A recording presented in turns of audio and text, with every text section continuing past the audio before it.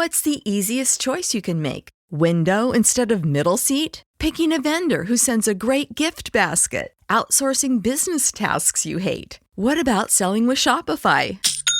Whether you're selling a little or a lot, Shopify helps you do your thing, however you cha-ching. Shopify is the global commerce platform that helps you sell at every stage of your business. From the launch your online shop stage to the first real-life store stage, all the way to the did we just hit a million orders stage. Shopify's there to help you grow. Whether you're selling scented soap or offering outdoor outfits, Shopify helps you sell. Wherever and whatever you're selling, Shopify's got you covered. Sign up for a $1 per month trial period at shopify.com/try. Go to shopify.com/try now to grow your business, no matter what stage you're in. Shopify.com/try.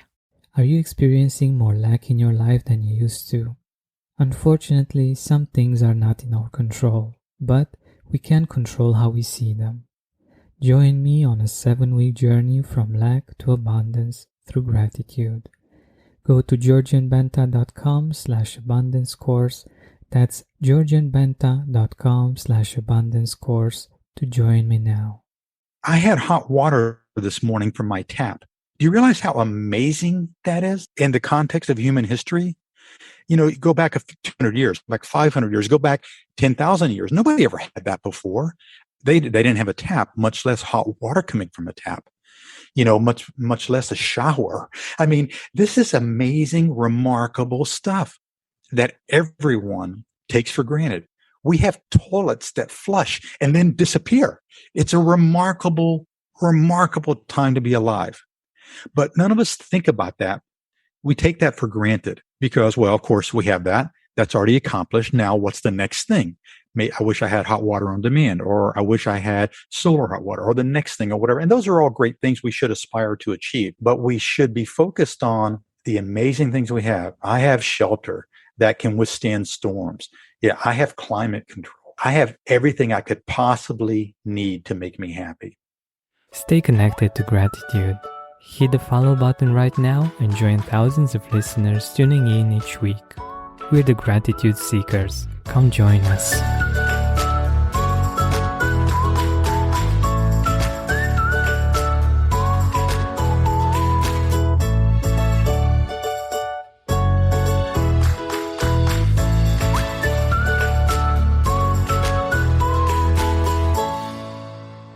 Hi, Gratitude Seeker.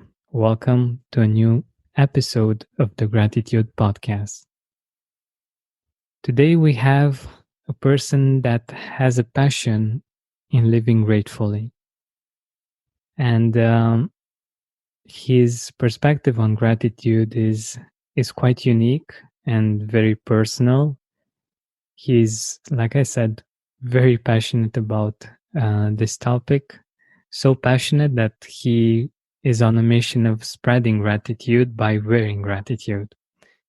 His name is Tim Young, and I'm really happy to have him here and discuss, among others, why it's so difficult for people in the Western countries to be grateful.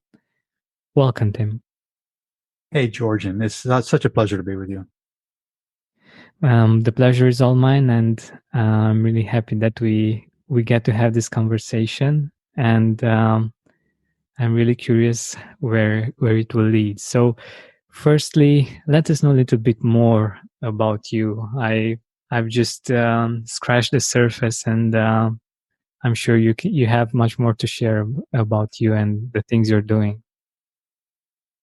Well, from a business point of view, I mean, I've had a pretty typical American business background, I guess. I spent a lot of my career in corporate America, working for big companies. And then I started my own business, 25 years ago or so. That was a marketing services agency. And I went from, I was always successful in business, but I was always looking for more meaning in life. And, I never found enough fulfillment in those corporate jobs, even though they were financially rewarding. But you're always like chasing the next thing. The business model that we have, particularly in America, but in most of capitalism, the business model is you've got to achieve better results next year. So the emphasis is always on the next thing, on improving and on getting to the next level. And I left that world behind back in about 2006 and did a 180. Instead of being in the corporate world, I bought some land, 126 acres, and started a farm and started producing all kinds of protein products, from grass-fed beef to pasture-raised chicken. Later started milking cows and actually became an artisan cheesemaker, making more kind of classic European style cheeses, particularly Alpine style cheeses like Gruyere and some cloth bound cheddars and things like that. And that was part of the process of actually simplifying our lifestyle, of getting reconnected with the land, of getting away from cities. We moved to the country. We still live very rurally today, out in the country on a bunch of land, and keep our own animals and spend most of our time, surrounded by nature. And that's all helped me really find that, I guess, that meaning that I was looking for, of understanding my place in the world. To kind of give you a strange, way of thinking about it, George, and I'm sure you've flown on planes as many times as I have, and your listeners have.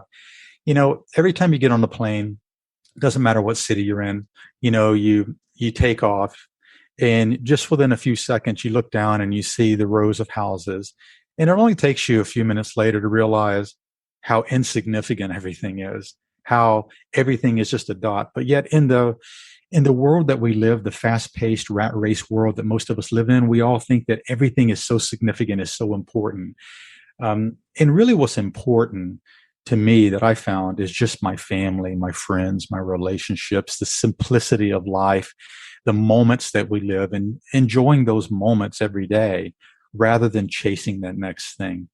So that's kind of a weird intro to the background of what I've gone through, but my experience has been from the corporate world to today, where I live a pretty simple life. I wouldn't call it minimalism because I don't embrace that, but it is a simple life, connected with nature and connected with friends and family.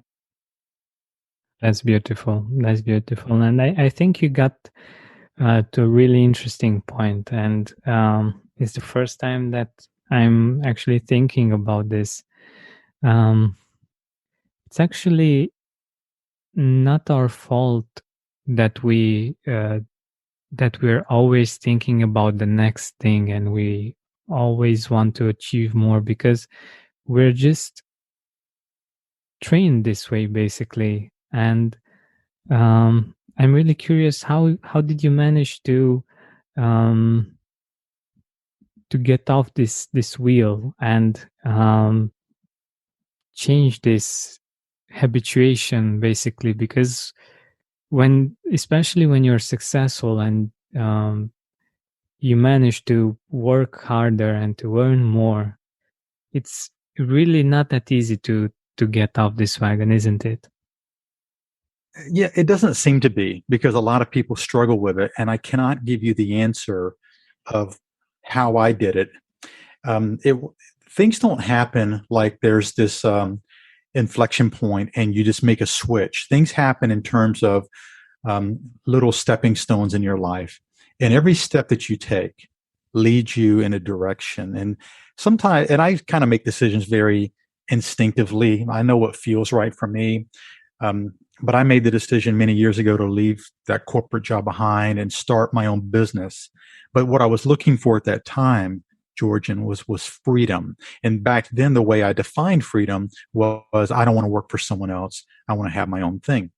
But after doing that for several years and being successful with that as well, I still found that, okay, now I'm trapped in my own business versus being trapped in someone else's business.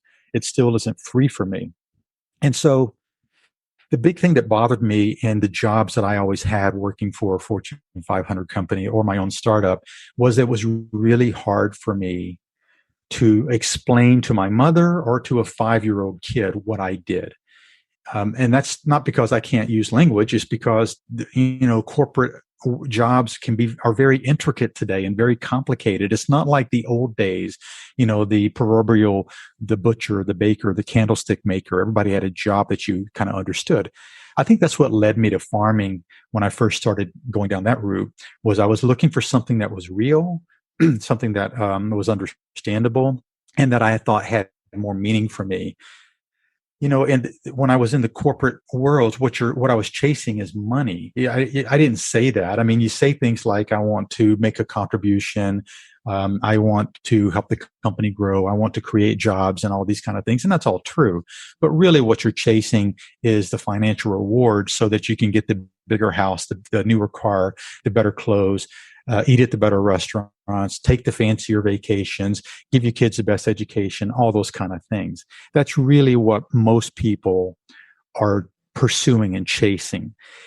And when I found moments that I was really happy and recognized, well, what is it that's causing me to be happy? It was never that stuff. It was never winning a client. It was always when I was holding my daughter, or when I was taking a walk with my wife, or when I was having a real conversation with friends, or things like that.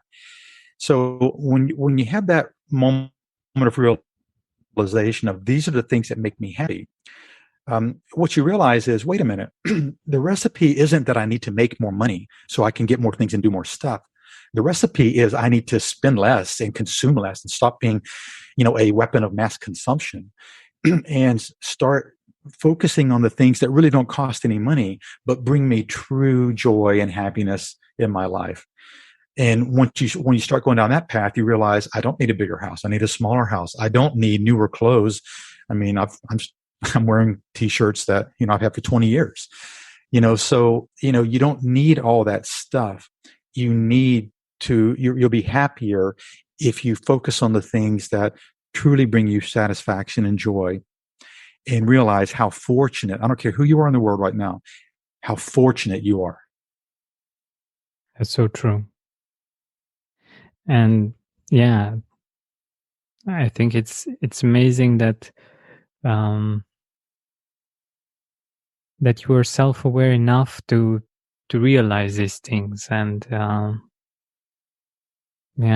think it's very important for us to back see to your that. question of why is it hard for people to make the change? If you think about it, if someone's listening and says, yeah, I'd like to simplify my life too, and then think about what gets in the way for them. Well, they say things like, I would, but I have this mortgage, or I would, but I have these expenses. So again, that's the whole point is, we are locked into this lifestyle that almost forces us to go chase the next thing so I can just get out of this hole that I'm in. Versus, we don't need newer cars. We don't need, fancier things. We don't need a bigger house. We don't need all that stuff. We can just say, I'm going to start to simplify my life so that what's in my life are the things that are rich, that really give me satisfaction. I mean, how many of us can look around our house and see so many things that we don't use? They just fill space, but they don't fill our lives with any joy. Exactly. Yeah. I think it's a very important point that we have this tendency to accumulate different things that on some level are trying to fill a void, when in fact, in my experience at least, it's more about appreciating those things that we already have, and even those things that we're not using right now. We could be becoming aware that we have them, and start using them and start appreciating them. Just not just letting them get dusty and just fill the space. But I also wanted to get to something that I think is very interesting for our listeners, and it is certainly for me.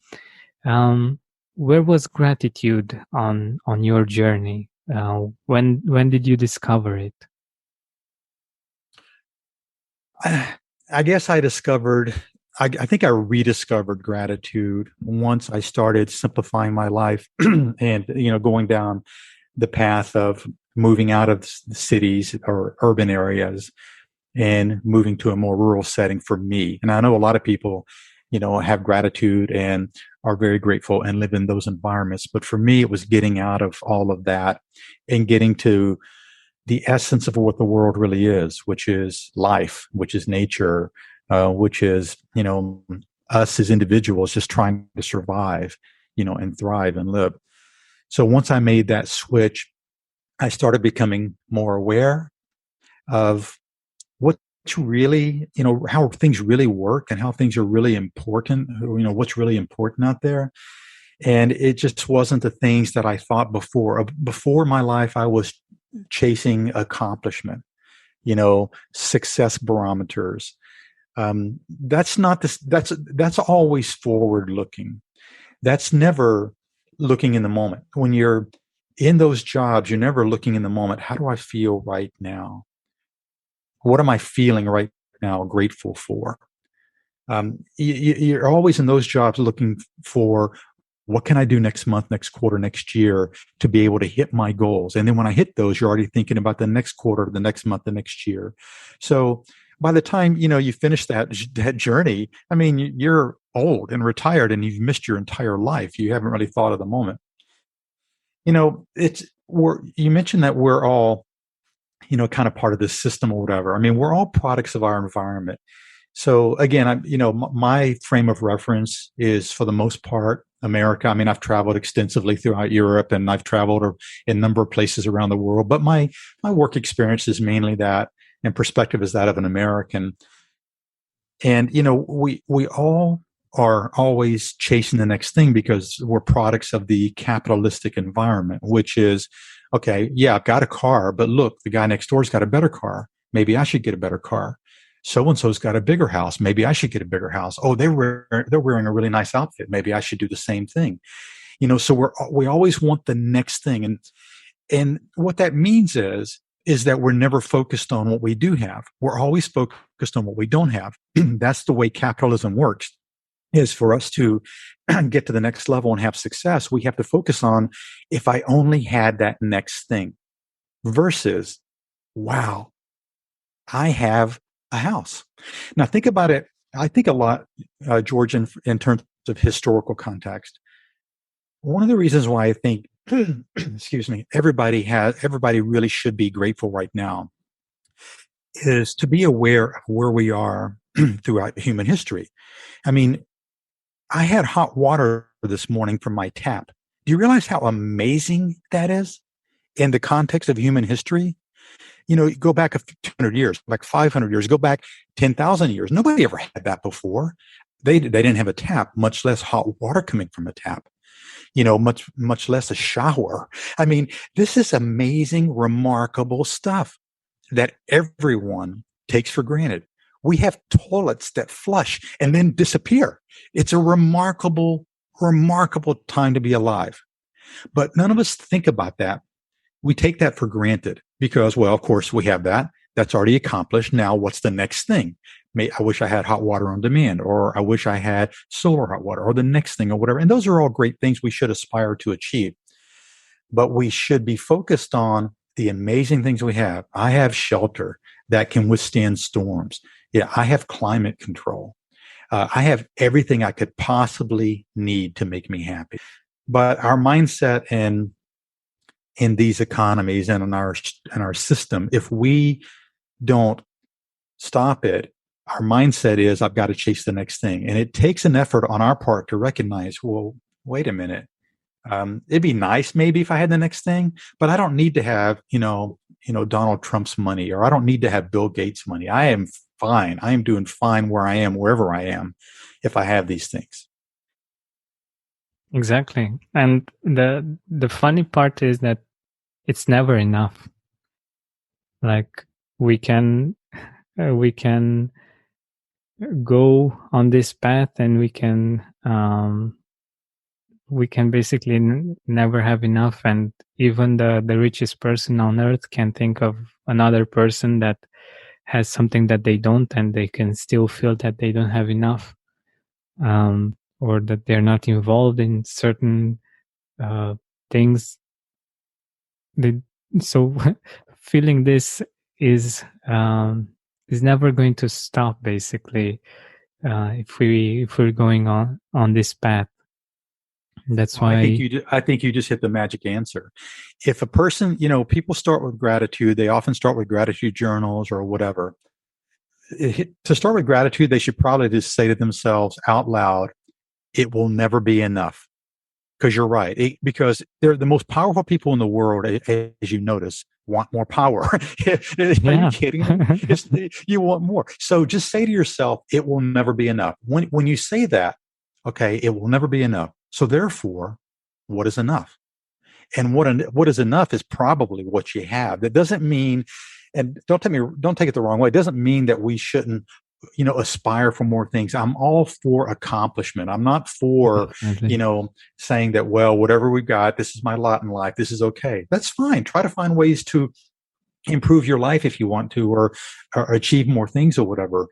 But don't lose sight of the amazing things that you have right now. If you have clean water, if you're one of the several billion people in the world who have clean water, because there's billions of people who don't have access to clean water, right there, count your blessings.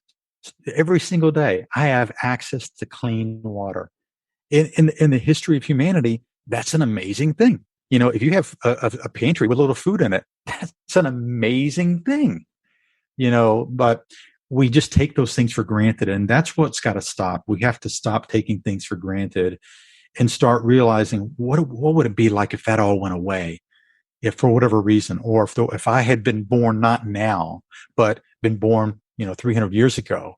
My gosh, what a different life that would be. How if I could go back to me in 1700 and say, hey, here's what you're going to have in the year 2021 or whatever. You're going to have a house, and you're going to have a stock pantry, and you're going to have a magic faucet that water flows from, hot or cold.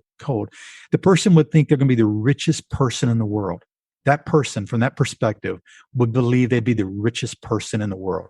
And you're also going to have internet with connectivity to anything you want to know at any point in time, and people around the world. That person would want for nothing else. They would have everything. But if you take that person and drop them into 2021, where everybody has that, well, now that's not enough because everybody else has got that. So I need something more. And that's the attitude that I think that's the challenge each of us have, is to stop thinking that way and start being grateful for the abundance that we all have. Exactly. And one of the things that I've seen, at least in my experience, is that at one point, the exact life that we're living right now was just a dream even for us. It was just something that we envisioned, and now we're experiencing. And I think just this idea is quite amazing, at least for me, when I think about it, and when I realize that um, the exact place where I am right now, and the experiences that I'm having, and the financial level, the professional level, and the relationship level, and many other things that are great in my life right now, or that just are, um, without me appreciating or not appreciating them, are actually dreams come true. And I'm sure that it's the case with many of our listeners as well. I think most of us, if we stop to think about what you and I are talking about today, we'll realize we have a lot to be grateful for. We get trapped in our lives, George, and I have these things I have to do. I have these commitments, these obligations. It's incumbent upon all of us, if we don't like that in our life, to change that, to figure out how we can simplify and slow down and embrace what truly makes us happy. No one's making anybody live that life that they're living. I mean, it may feel like it sometimes. It may feel like, well, I have to go do this thing in order to pay my bills or whatever. But there's always choices. I think the real hard times for moments, of gratitude is when people, and I haven't really experienced these myself, but to be honest about it, this is where it gets challenging, is when you experience true hardship in your life and true loss and things that really, really are devastating and set you back. That's not the case for most of us. Most of us are struggling with, well, how do I, how do I find more time to do the things I want to do in my life? But sometimes, you have real hardships in your life and moments of challenge that they make it very difficult to look on the bright side and to be grateful. But even in those moments, I'm very much a black and white person, an extremist kind of personality. We have a choice of either to go forward or not. We always have a choice of, all right, this has happened to me, this horrible, horrible tragedy or event in my life, whether it's something that's monetarily, I've lost my business, or whether it's something, mortality, I've lost, a loved one. We have to make our choices of, now that I'm here, what do I do? Do I try to find meaning and go forward and spread joy in my life, spread joy to others, or do I not? And we always have these choices to make. And so I think what happens for the most part to all of us in our lives is that we don't make choices. What happens is whatever we did yesterday, we do it again today. We continue. Yesterday I went to work and this was what my life was like. Today I'm going to do the same thing, not because I'm making a conscious choice, but because that's my habit. So if you want to change your habit, you have to first start with what you said a few minutes ago. When will enough be enough? Enough will never be enough. So therefore, what do I want out of life? And once you can articulate that question and answer that question for yourself, I think you can then start to take these steps on stepping stones that might lead you in a direction where you can genuinely be happy almost all the time.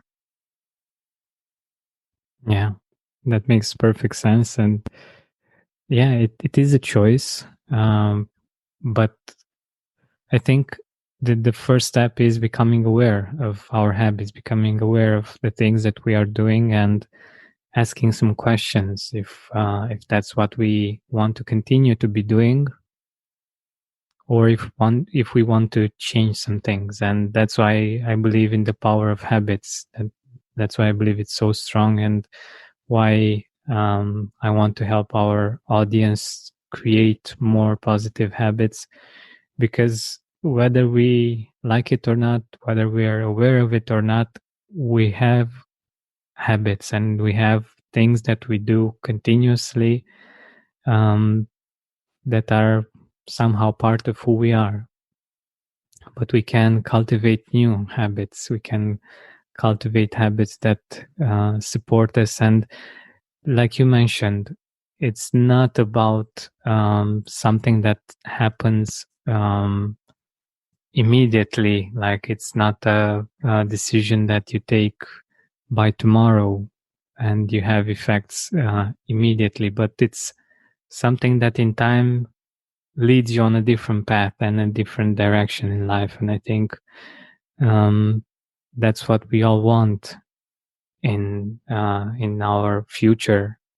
And the beautiful part is that we can create an even better future by appreciating the present. And I think that's a really beautiful combination. And it's really not dependent as much on the future as it is in the example that you talked about. That's always going to be something in the future, but that future positive result will come. But it really doesn't matter whether it will come or not, because either way you're content, either way you're grateful. And I think that's a really beautiful place to be in, isn't it? It is. I mean, when we talk about gratitude, what I think we're after is happiness and joy. And so every day, people should ask themselves, well, how much of my day today was I truly happy? What percentage of my time today was I truly happy? And that's a different answer for everyone. But I can honestly tell you, I spend, 90% of my days truly happy. And that's a life that I've engineered. It's a simple life that I've engineered. We homeschool my daughter in the next room. My wife and I are here all the time. As horrible as COVID was last year for so many people, I mean, it basically had no impact on us because we were already home all the time anyway. So we couldn't go anywhere. We never go anywhere for the most part. And we were already homeschooling, so you should ask yourself, how much of your days and moments are you really enjoying? And hopefully the answer is a large majority. But if it's not, why are you doing what you're doing? Why does anyone want to go through life not feeling happy? That's such a good question. Yeah, I think And I think we feel that we don't have options sometimes, George. And just like, you after your long walk, when you were at your crossroads, came back and said, I'm going to leave this business that I'm in. I'm going to go do something different. That was a choice you made. That was a stepping stone for you that led you in a direction where you're now leading a more fulfilling and a happier life. But that wasn't an accident. It was not like, okay, well, something happened to you and here you are. That was you thinking about what's not right in my life and what direction can I move in to maybe move me closer to where I want to be. And we all have the opportunity to make those kind of choices. But it starts with that awareness of, okay, what's missing in my life now? What truly makes me happy? How do I get more of that? And by the way, if you're the kind of person with what truly makes you happy is closing more deals and making more money, then by all means, keep doing what you're doing. That's fine. That is something that makes a lot of people genuinely happy. It just wasn't, soul satisfying for me. It's not what I wanted, but it may be for some people. So find that happy spot for you. Happy spot for me was, maximizing my time with my family and living simply. But the answer will be different for every person. That's such a great point. I love the fact that you mentioned that because, I think that's why self-awareness is so important, because when you can be aware enough to be with yourself and not be influenced by other external circumstances, and realize what actually makes you happy, what actually makes your heart sing. That's what's most important. And for some people, achievement in different ways is their way of feeling happy, and that's perfect. And I think it's like you said, the most important part is becoming aware of what that is for you, and making a choice. So I really love that perspective, and it's so important and it's so powerful once you attune to it and you become more aware of these things. I think it makes a really big difference. And I also wanted to ask you about something that you're doing right now. You are passionate about living gratefully, but you also started to put this mission into practice, this mission of spreading gratitude. How did that get born, and where is it right now? Yeah. As I mentioned, we homeschool our daughter. And so my wife does a lot more of that than I do. She does Monday through Thursday, and I do every Friday. And one of the objectives I have with my daughter, she's which in the third grade this year, she was 8 years old. One of the objectives I have is to teach her the skills to become entrepreneurial, to, by the time she's grown, to at least have the confidence and the knowledge that if she wanted to start her own business, she would know how to start her own business. But the way we start our Friday mornings together when I teach her, the first thing we do is we go to our gratitude tree. Now, this is simply a tree that I painted on a wall in my office with bare branches. And then I cut out some colored leaves that, we have on the table. So every Friday morning, she and I sit there and we write down what we're feeling grateful for. Now, this is an opportunity for me to instill in her a sense of gratitude and to help her realize how many wonderful things she has in her life that she might not be thinking about. So, she writes these things every week. We put them up there. And of course, now the school season is over and I have a whole wall full of gratitude notes up there to look at. Well, back a few months ago, in very early 2021, we were sitting here just after we finished the gratitude tree, and the class that morning, as I wanted to teach her how to come up with an idea for a business. So what I had done was I created a simple 10-question business plan template for her, perfect for a third grader. And we had a discussion about, well, how do you start a business? And it starts with, coming up with an idea for a business. And then, of course, you've got to act on the idea and so on. So the idea I had is I want to come up with an idea for us to have a business that we could do as a family, me, you, and mom. And so we talked about it and we kicked around all kinds of different ideas. I mean, I've mentioned that, we have some farm experience. So of course, like all kids, she thinks at first about selling farm animals, or maybe I'll sell chickens or eggs or those kind of things. But, then we started listing our criteria, and we wanted it to be a business that we could do from anywhere, that we're not, tied physically to a location, like a product like that would require us to be.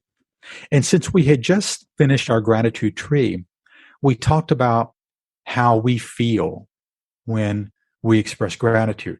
And and I'm sure you found the same thing, Georgian, when you genuinely express gratitude, it's impossible to not feel joyful and happy. You feel so content, when you're truly grateful about something. And so our first, impulse was, is there a business idea we can come up with where we can spread that feeling and help other people feel the same way we feel? So that led to this idea of starting an apparel business, a t-shirt business primarily. But we also do mugs and bags and things like that too. But the idea was to come up with inspiring messages of gratitude, of joy, of happiness, so that if you're wearing these around, if you're wearing a shirt that has these messages and you encounter other people, that's a conversation starter for you. People see that. You can have a conversation about why you're feeling this way. You can help other people feel that way. The same way, Georgian, that you're trying with your podcast to reach 100,000 people. Our idea is, can we do that through apparel, get people everywhere to be focusing on kindness and happiness and joy and gratitude and thankfulness and feeling grateful. So that led to the idea of Gratitude Garb. Garb, of course, being kind of a slang word for clothing. And by the way, it's a business idea, a business name that my 8-year-old daughter absolutely hates because for some reason, she thinks garb is like, a yucky word or whatever. But we had the idea for this business, gratitudegarb.com. We've now created hundreds of designs for different apparel, for shirts and things. And yeah, the idea is to, help people to realize that they're grateful, that they have a lot to be grateful for, and to spread that message as far and wide as they can.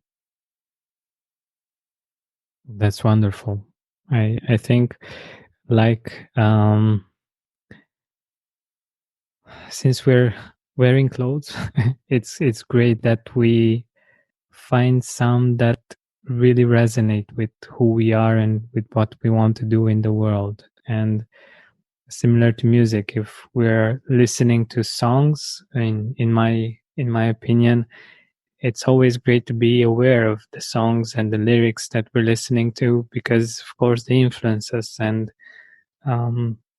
they have an impact one way or another. And it's similar to the clothes that we wear and the impact we want to have on the world with the clothes that we wear. So I think it's a great idea, and I'm all about spreading gratitude. I think it's very important for all of us to learn about gratitude, and especially from the perspective of doing this internally rather than doing this because someone told us that we should be grateful.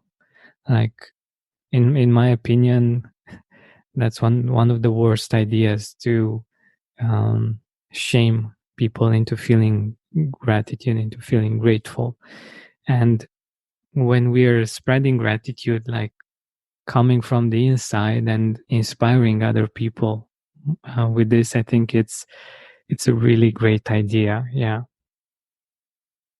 Yeah, it's a terrible idea to shame people into feeling anything. It's the opposite of what gratitude is all about. What we're talking about is really trying to create a kinder world a more content world. And if you have that feeling, you want to spread it. You don't want to force it on anybody. But you do want to help people. There are a lot of people that are obviously struggling to feel grateful. This is why gratitude journals sell so much. If you go do a search on gratitude journal on any online bookstore, I mean, you're going to see thousands and thousands of reviews, and people are trying these things. Why is that? Because they recognize that they don't feel grateful enough. They recognize there's a positive correlation with happiness if they do feel more grateful, and they're looking for instruments and tools to help them achieve that feeling. But and that's fine if a gratitude journal works for them. That works for many people. But for me, gratitude journals don't work. For me, what works is just having a really grounded sense of my place in history, of, how lucky we all were and are to have been born right now when we are, and where we are, to have the things that we have. There's no guarantee we're going to have these things tomorrow. There's no guarantee we're going to have electricity tomorrow. There's no guarantee we're going to have, hot water tomorrow or any of these things. I mean, things can happen. Solar flares can happen. EMPs can happen. Wars can happen. Just because they haven't happened, recently doesn't mean they can't happen. So, there's a lot to be grateful for. And I try to never lose sight of that. And I hope that other people, can learn to adopt that same feeling. Yeah, and not losing sight of that is done beautifully through wearing these kinds of clothes that remind us of gratitude, because we need that. We need to be reminded of this, because at the same time we have a lot of input from society and from different places that we're not enough, that we're probably not good enough or not wealthy enough, or many things of this nature, and finding ways to remind ourselves that we are enough and we have enough to be grateful. I think that's very important, and you will find a link in the description so that you can go and grab some apparel from Tim. Can you tell us what our audience can find in your shop? Mainly it's t-shirts, men's t-shirts, it's women's t-shirts, it's long sleeve shirts, it's hoodies. There's also coffee mugs, there's water bottles, there's tote bags, anything that relates to gratitude. And one thing I didn't mention, when we got to question number 10 on the 10-question business plan that I gave to my daughter, the question I asked her is, okay, what about the money that we make from this? If we make money, what are we going to do with the money? And what we agreed we wanted to do was raise money for a cause that we believed in. And the cause that we chose is a disease called cystic fibrosis, which isn't as widely understood as it should be. But we have friends who are afflicted with this, and and many people around the world are. And so 20% of our profits that we produce from our business go to the Cystic Fibrosis Foundation. Wow, that's wonderful. And I love what you're doing while you're doing this, and the fact that this is part of the education, part of your daughter's education. And I think this is the best way to learn, by doing. And yeah, it's definitely beautiful to have this incorporated. Being generous while you're creating a business is something wonderful and totally in tune with the values of gratitude. So thank you very much, Tim, for being here with us. I will post the link in the description so that our audience can get the many types of clothes that you have there. Basically, you can get even masks, so you can get almost anything. You can wear gratitude from starting from t-shirts to hoodies and even masks. So I think that's amazing. Well, thank you, George, and I really appreciate what you're doing with your podcast to spread this kindness and this message of gratitude far and wide as well. Thank you. Thank you very much for your time and for the work that you're doing and for the way you're educating your daughter. I feel it's really inspiring. Hey, Gratitude Seeker, thank you so much for taking the time to listen to this interview. I really appreciate it. And if you could think of one person that would also benefit from it, share it with them. It might actually be the inspiration that they need to make their day or maybe even their life much better. Thank you so much once again. This has been Georgian Benta. Don't forget to keep seeking and spreading gratitude. Is your vehicle stopping like it should? Does it squeal or grind when you brake? Don't miss out on summer brake deals at O'Reilly Auto Parts. O'Reilly Auto Parts.